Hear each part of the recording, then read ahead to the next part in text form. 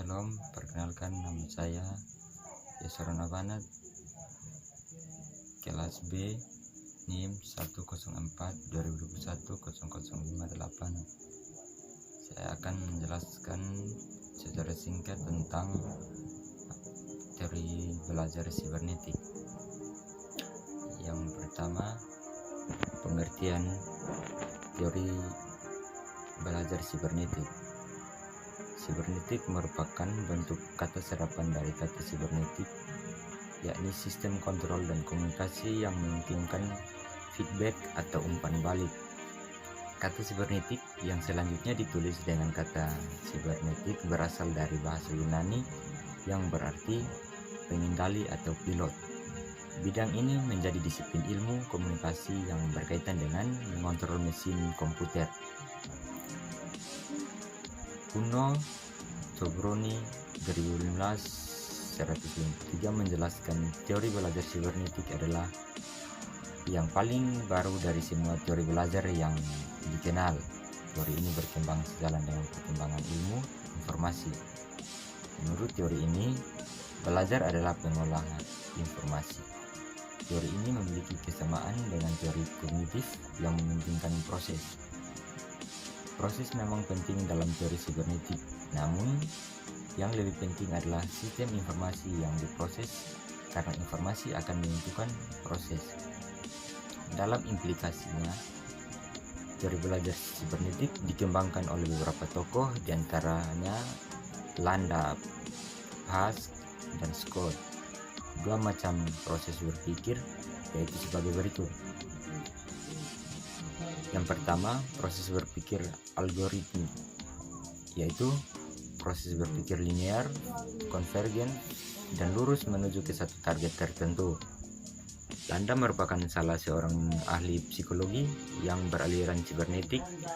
Menurut Landa, ada dua macam proses berpikir. Yang pertama disebut proses berpikir algoritmik, yaitu proses berpikir linear konvergen, lurus menuju ke satu target tertentu seperti penyelesaian soal matematika. Kedua adalah cara berpikir heuristik, yaitu cara berpikir divergen menuju beberapa target sekaligus seperti penafsiran makna gaya belajar efektif, proses belajar dan berjalan dengan baik jika apa yang hendak dipelajari itu adalah masalah yang hendak dipecahkan, atau dalam istilah yang lebih teknis yaitu sistem informasi yang hendak dipelajari. Yang berikut bagaimana aplikasi teori belajar sibernetik dalam pembelajaran. Aplikasi teori sibernetik kepada siswa diantaranya adalah: yang pertama, menentukan tujuan instruksional. Yang berikut, menentukan materi pelajaran.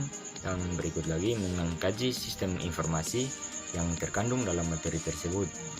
Berikut, menentukan pendekatan belajar yang sesuai dengan sistem informasi atau algoritmik dan heuristik. Berikut, menyusun materi pelajaran dalam urutan yang sesuai dengan sistem informasi. Yang berikut, menyajikan materi dan membimbing siswa belajar kritik dalam penerapan teori sibernetik. Dalam pembelajaran mempunyai beberapa keistimewaan, diantaranya adalah: yang pertama, cara berpikir yang berorientasi pada proses lebih menonjol. Berikut, penyajian pengetahuan memenuhi aspek ekonomis. Berikut, kapabilitas belajar dapat disajikan lebih lengkap. Berikut, adanya transfer belajar pada lingkungan kehidupan yang sesungguhnya. Berikut, kontrol belajar memungkinkan belajar sesuai dengan irama masing-masing individu. Berikut, balikan informatif memberikan rambu-rambu yang jelas tentang tingkat untuk kerja yang telah dicapai dibandingkan dengan unjuk kerja yang diharapkan.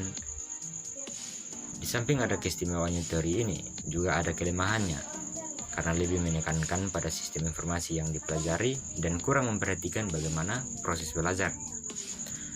Yang keempat, bagaimana implikasi teori belajar sibernetik dalam pembelajaran, yaitu meningkatkan mutu pendidikan yang berkembang sejalan dengan perkembangan teknologi dan ilmu informasi sehingga berpengaruh pada cara belajar. Dan yang terpenting dalam teori ini adalah sistem informasi yang menentukan terjadinya proses belajar. Terus yang berikut, apa saja kelemahan dan kelebihan teori belajar. Yang pertama, kelebihan teori belajar sibernetik adalah berpikir yang berorientasi pada proses lebih menonjol. Berikut pengetahuan memenuhi aspek ekonomis belajar dapat disediakan lebih lengkap. Berikut adanya keterarahan seluruh kegiatan kepada tujuan yang ingin dicapai. Berikut adanya transfer belajar pada lingkungan kehidupan yang sesungguhnya. Berikut kontrol belajar, memungkinkan belajar sesuai dengan irama masing-masing individu. Balikan informatif, memberikan rambu-rambu yang jelas tentang tingkat unjuk kerja yang telah dicapai dibandingkan dengan unjuk kerja yang diharapkan.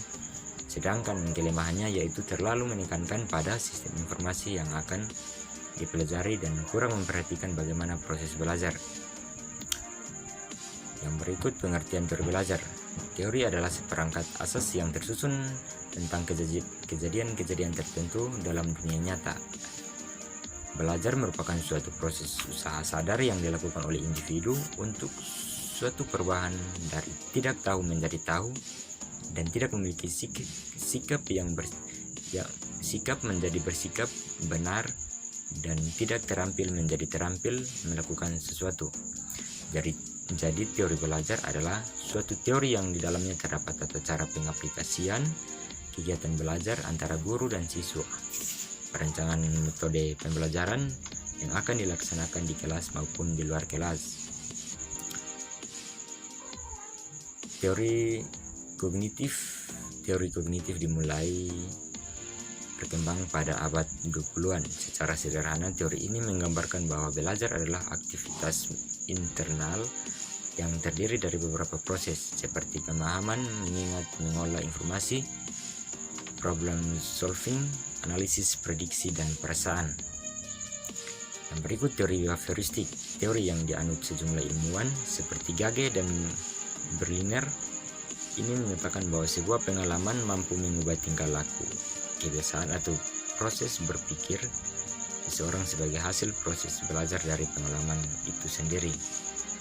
Untuk mengaplikasikan teori ini, seorang guru perlu melakukan beberapa proses seperti memberikan dorongan supaya muridnya dapat merasakan rasa ingin tahu, melakukan stimulus guna memperoleh respons siswa, dan melakukan penguatan atau reinforcement atau pengulangan stimulus dalam bentuk berbeda.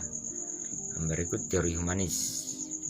Teori belajar selanjutnya adalah humanistik yang berkembang dari teori behavioristik. Tokoh dari teori humanis adalah Carl Rogers dan Abraham Maslow. Dilihat dari definisinya, teori humanis adalah metode pembelajaran yang fokus pada peserta didik guna mengembangkan potensinya. Yang berikut teori konstruktif. Teori konstruktif sejatinya sudah dari dulu, namun masih digunakan sampai sekarang karena bersifat efektif dan mampu beradaptasi dengan baik terhadap perubahan zaman. Lewat teori konstruktif, peserta didik diajak untuk mendalami pengetahuan secara bebas atau bisa juga memaknai sesuai pengalaman. Berikut teori Gestalt. Teori Gestalt merupakan perkembangan dari teori kognitif. Teori ini muncul dari buah pikiran seorang psikolog Jerman yaitu Max Wertheimer. Dalam teori Gestalt, proses belajar seseorang dimulai dari mendapat informasi kemudian melihat strukturnya secara menyeluruh. Demikian materi ini dan terima kasih. Shalom.